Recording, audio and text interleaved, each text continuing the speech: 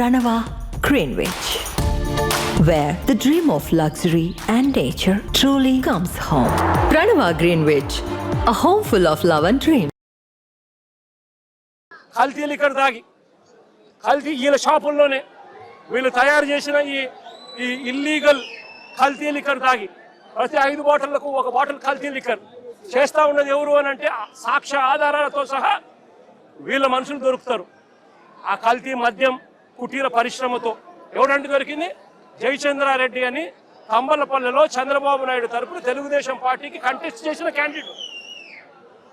చేసిన క్యాండిడేట్ ఆయన తయారు చేస్తూ ఏకంగా ఎక్సైజ్ డిపార్ట్మెంట్కు దొరికితే లావాదేవీల్లో వాళ్లకు ఎక్సైజ్ డిపార్ట్మెంట్కు మధ్య లావాదేవీల్లో తేడాలు వచ్చి ఆ ఘటన బయటపడి దొరికితే దాంట్లో తెలుగుదేశం పార్టీ హయాం రాక్షస పాలన జరుగుతూ ఉంది. 18 నెలలుగా చంద్రబాబు నాయుడు గారే పాలన చేస్తూ ఉన్నాడు. ఇటువంటి రాక్షస పాలనలో ఎవడైనా మా పార్టీకి సంబంధించిన జోగి రమేష్ లాంటి వ్యక్తి ఎవరైనా వాళ్ళు లిక్కర్ నడుపుతారా? ఆలోచన చేయమని అడుగుతా ఉన్నాం. చంద్రబాబు నాయుడు గారు జోగి రమేష్ మీద కేసు పెడతాడు. ఈయన ఇల్లీగల్ లిక్కర్ తయారు చేసి చంద్రబాబు నాయుడు గారు బెల్ట్ షాపుల్లో ఈయన సప్లై చేస్తున్నాడట. బెల్ట్ షాపులు ఆయనై, సప్లై చేసే మనుషులు ఆయనై, తయారు చేసే మనిషి బెల్ట్ షాపులు ఆయనై, అమ్మేది ఆయన మనుషులు. మరి జోగి రమేష్ ఎలా చేస్తాడండి? ఆయన మీద కూడా ఇలాంటిదే తప్పుడు కేసు పెట్టి ఏకంగా జైలుకు పంపించిన కేసు. ఇలా ప్రతి ఒక్కరిని కూడా ఆయనే తప్పు చేస్తాడు, ఆయనే అబద్ధాలు ఆడతాడు, ఆయనే అన్యాయం చేస్తాడు. ఆయనను ఎవరైనా ప్రశ్నిస్తే ఆయన మీద తిరిగి దొంగ ఆధారాలతో దొంగ సాక్ష్యాలు క్రియేట్ చేసి వాళ్ళ మీద తిరిగి కేసులు పెట్టే కార్యక్రమం ఈ జంగల్ రాజులో జరుగుతూ ఉంది. ఈ జంగల్ రాజులో పరాకాష్ట నిన్న అంబటి రాంబాబు అన్న జరిగిన విషయము, జోగి రమేష్ ఇంట్లో దాడి విషయము, అదే రకంగా రజనమ్మ మీద అటాక్ విషయము, అదేవిధంగా బ్రహ్మనాయుడు అన్న విషయము, కాకాని గోవర్ధన్ అన్న విషయము, ఇవన్నీ కూడా నిజంగా పరాకాష్ఠకు చేరిన విషయాలు. అన్నిటికన్నా ఆశ్చర్యం ఇంకోటి ఏంటో తెలుసా? ఒక మంత్రిని, అంబటి రాంబాబు అన్న ఒక మంత్రి, కాపు కులంలో నిజంగా గర్వంగా చెప్తా ఉన్నా నేను, ఒక టైగర్ అని కూడా చెప్తా నేను.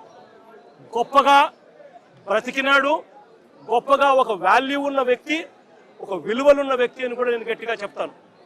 అలాంటి వ్యక్తిని ఆశ్చర్యం కలిగించే విషయం ఏంటంటే తప్పుడు కేసులో ఇల్లీగల్గా ఆయన్ని అరెస్ట్ చేయడమే కాకుండా స్టేషన్లో ఈ నల్లపాడు సిఐ వంశీ అట, పట్టాభిపురం సిఐ ఇంకొకడు వెంకటేశ్వర్లు అంట, వీళ్ళు అంబటి రాంబాబు అన్నను ఫిజికల్గా కొట్టడం జరిగింది.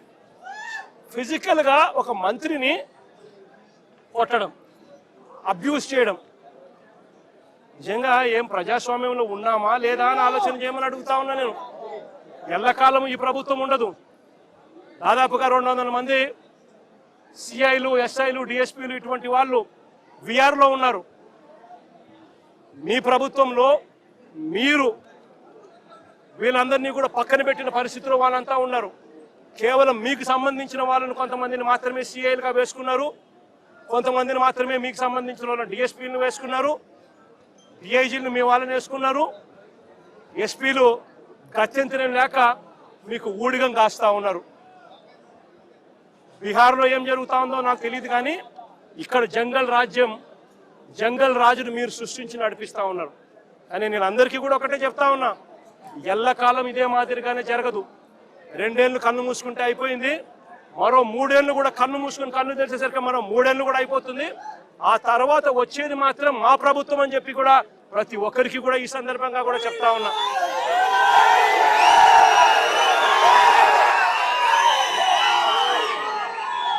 చంద్రబాబు నాయుడు గారికి చెప్తా ఉన్నాను, ఆయన కొడుకు చెప్తా ఉన్నాను, ఆయనకు కొమ్ము కాస్తా ఉన్నా ఆయన పార్టీ ఇతర పార్టీ నాయకులకు చెప్తా ఉన్నాను, ఆయనకు కొమ్ము కాస్తా ఉన్నా ఇలాంటి పోలీసు అధికారులకు కూడా చెప్తా ఉన్నాను. ఎల్లకాలం ఇలా అన్యాయం చేస్తా ఉంటే మాత్రం ఎప్పుడు కూడా దేవుడు చూస్తూ ఊరుకోవడాన్ని మాత్రం గుర్తుపెట్టుకోండి. ఖచ్చితంగా మీకు మొట్టికాయలు పడతాయి. రేపు పొద్దున మా ప్రభుత్వం వచ్చిన తర్వాత వీటి అన్నిటి మీద కూడా ఎంక్వైరీలు వేస్తాము. వడ్డీతో సహా చెల్లిస్తారు అని కూడా ఈ సందర్భంగా అందరికీ కూడా చెప్తా ఉన్నాం. అందరినీ కూడా బోన్లలో నిలబెడతాము, సాక్ష్యాలు ఆధారాలతో సహా యూనిఫామ్లు ఒక్కొక్కరికి కూడా ఇప్పించి వీళ్ళందరితో పాటు ఈ కాన్స్పిరసీలో భాగమైన ఇతర రాజకీయ నాయకులు ఎవరెవరైతే చేసినారో వాళ్ళందరినీ కూడా ఒక్కలో పెట్టి న్యాయం జరిగేట్టుగా వడ్డీతో సహా వీళ్ళంతా కూడా చెల్లించే పరిస్థితి కూడా వస్తుందని కూడా ఈ సందర్భంగా ప్రతి ఒక్కరికి కూడా హెచ్చరిస్తా ఉన్నా. జరుగుతూ ఉన్నది విషపూరిత విత్తనాలు నాటుతా ఉన్నారు. దయచేసి ఈ విషపూరిత విత్తనాలు నాటడం ఇప్పటికైనా ఆపండి. ఇది గన ఆపకపోతే గన రేపొద్దున ఈ విషపూరిత విత్తనాలు మీరొక్కరికే మీకు మాత్రమే వర్తిస్తాయని అనుకోవాకండి. ఈ రోజు వైఎస్ఆర్సీపీకి సంబంధించిన ప్రతి గ్రామ స్థాయిలో కూడా ప్రతి కార్యకర్త కూడా దెబ్బతినున్నాడు, ప్రతి నాయకుడు దెబ్బతినున్నాడు. మీరు చేస్తా ఉన్న అన్యాయానికి వీళ్ళంతా కూడా దెబ్బతిని ఉన్నారు. వీళ్ళంతా రేపొద్దున మా ప్రభుత్వం వచ్చినప్పుడు వీళ్ళంతా కూడా మీ విషపూరిత విత్తనాలు ఆ రోజు పెద్ద అయ్యి చెట్లు అయినప్పుడు వీళ్ళు గన స్పందించే తీరు స్పందిస్తున్నప్పుడు మీకేం జరుగుతుంది అని కూడా ఆలోచన చేసుకోమని చెప్పి చంద్రబాబు నాయుడు గారిని గట్టిగా హెచ్చరిస్తా ఉన్నా. ఇప్పటికైనా బుద్ధి జ్ఞానం తెచ్చుకోండి. దేవుడు అంటే భయము భక్తి తెచ్చుకోండి. దేవుడు అంటే భయము భక్తితో బుద్ధి జ్ఞానంతో మంచి పరిపాలన ఇచ్చి ప్రజలకు మేలు చేసి వాళ్ళ గుండెల్లో స్థానం సంపాదించుకునే కార్యక్రమం చంద్రబాబు నాయుడు గారు చేయాలి. చేతనైతే సూపర్ 6లు సూపర్ 7లు ఇటువంటివన్నీ కూడా అబద్ధాలు చెప్పకుండా మోసం చేయకుండా ప్రజలకు మంచి చేసి ఇచ్చే కార్యక్రమం చేయండి. మీ పుణ్యాన అని చెప్పి నిర్వీర్యమైపోయిన స్కూళ్లను బాగు చేయండి. ఫీజు రీయింబర్స్మెంట్ బకాయిలు 8 క్వార్టర్లు పిల్లలకి ఇంతవరకు ఇలా పిల్లలు చదువులు మానేస్తా ఉన్నారు. వాళ్ళ పరిస్థితి గమనించి వాళ్ళ చదువులను ఆదుకునే కార్యక్రమం చేయండి. ఆరోగ్యశ్రీ హాస్పిటల్స్ మూసేస్తా ఉన్నారు.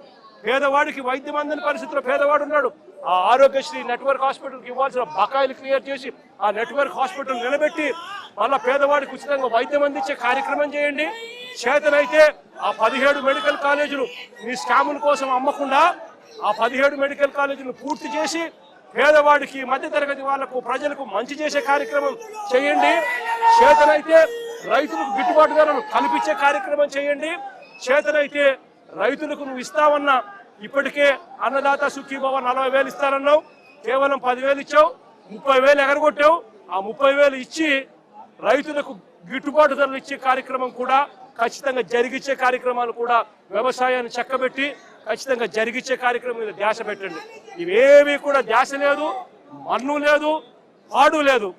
చేసేదంతా కూడా అవన్నీ కూడా ఎట్లాగూ నిర్వీర్యం కాబట్టి ఈయన చేసేటివన్నీ కూడా అబద్ధాలు మోసాలే కాబట్టి చేసేదంతా ఇంకా ఏమిటి, ఎవరైనా ప్రశ్నిస్తే ప్రశ్నించిన వారి గొంతులు పట్టుకొని నలపడమే ఈయన చేసే పని.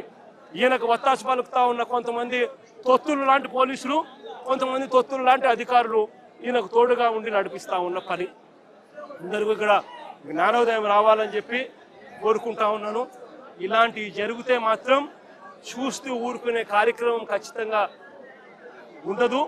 ఖచ్చితంగా స్పందన కూడా ఉంటుందని కూడా ఈ సందర్భంగా ఖచ్చితంగా చెప్తా ఉన్నాము. ఇలాంటి ఘటనలు జరిగితే రేపొద్దున రాష్ట్ర వ్యాప్తంగా కూడా బంధు పిలుపులు కూడా ఇచ్చే కార్యక్రమాన్ని కూడా వెనకడుగు వేయము, ఇంకా అడుగులు వేగంగా కూడా పడతాయి. ఇలాంటివి కన్నా ఆగకపోతే మాత్రం చంద్రబాబు నాయుడు గారిని గట్టిగా వార్నింగ్ ఇస్తూ చెప్తా ఉన్నాము. ఇష్యూస్ పెద్ద అవుతాయి. ఢిల్లీ లెవెల్లో కూడా ఎన్హెచ్ఆర్సీకి కూడా రిపోర్ట్ కూడా కంప్లైంట్ కూడా ఇచ్చే కార్యక్రమం చేస్తూ ఉన్నాము. కోర్టుల తలుపులు తడతాము. సుప్రీంకోర్టులలో కూడా జరుగుతూ ఉన్న అన్యాయం గురించి కూడా చెప్పే కార్యక్రమం చేస్తాము. అన్ని రకాలుగా పోరాటాలు జరుగుతూనే ఉంటాయి. వైఎస్ఆర్సీపీకి సంబంధించిన ప్రతి కార్యకర్త చంద్రబాబు నాయుడు గారు ఈ మాదిరిగా చేస్తే భయపడతారు అని చంద్రబాబు నాయుడు అనుకుంటే చంద్రబాబు నాయుడు గారు మూర్ఖుడు అని చెప్తా ఉన్నాను.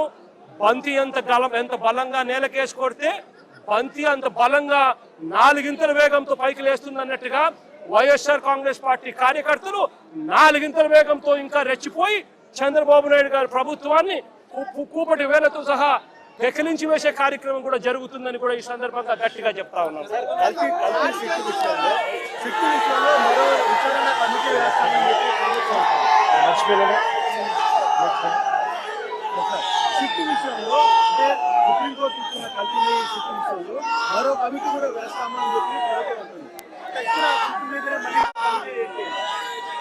చంద్రబాబు నాయుడు గారు అనే వ్యక్తి ఎలాంటి దుర్మార్గుడు, ఎలాంటి రాక్షసుడు అని అంటే తాను అబద్ధం చెప్పాడు అని, మోసం చేశాడు అని ప్రజలకంతా తెలిసిపోయింది.